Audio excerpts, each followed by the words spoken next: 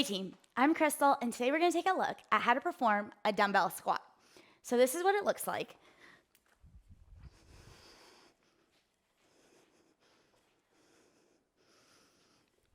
One, two, three. This is also what it looks like. One, two, and so on. So when we break this down, benefits of our exercise. We're building strength through our glutes, our quads, and our hamstrings.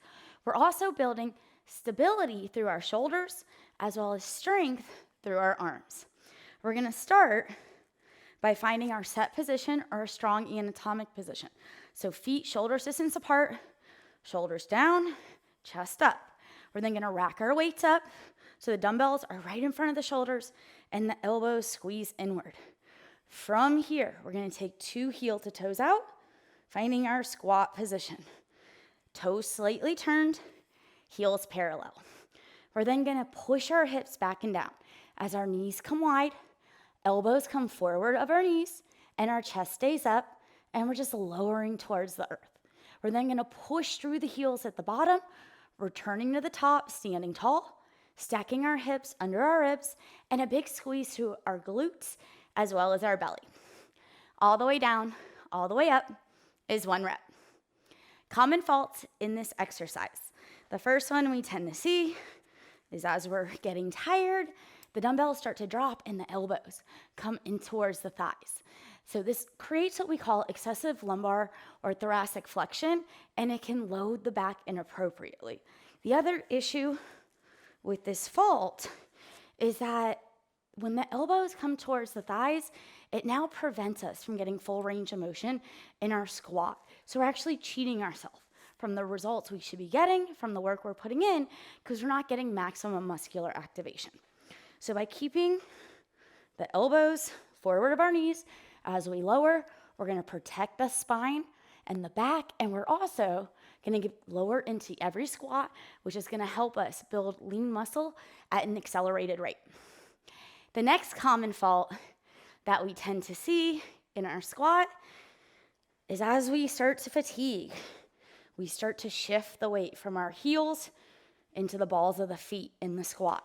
And now what it's doing is it's preventing the hips from pushing back and down and once again getting maximum muscular activation. What also is happening here is when the knees are coming forward to the toes and we're putting the weight into the balls of the feet rather than the heels, we're starting to load the shins inappropriately. And this can actually lead to shin splints, which are very painful. So we wanna make sure the weight stays in the heels. So that means as we lower, we can lift the toes because the connection isn't with the toes to the ground, it's with the heels to the earth. And once again, that's gonna keep everything where it should be to give us maximum results from the effort we're putting forth. Our progression and regression strategies here. The first one is gonna be based off load. So the heavier the dumbbells are, the more challenging this will be. The lighter they are, the less challenging. If the dumbbells start to become too much, we can no longer maintain integrity of our movements. We can absolutely get rid of our dumbbells and we can just reduce to a regular body squat until it's appropriate to add that load later on in our training program. The next way we can manipulate intensity in our movements is through range of motion. So the lower we get into our squat, the deeper we get through those target areas, the more calories we expend, the more lean muscle we build. However, maybe full range of motion or going all the way to the floor isn't right for you. We can absolutely reduce intensity, still getting similar muscular benefits by hanging out up here and then just continuing to increase the depth of our squat every time we come to class, and that'll continue to increase functional strength levels and conditioning levels. The third way we can manipulate intensity, once we've mastered technique, we have good range of motion, we have good load, is we can add a kick of speed.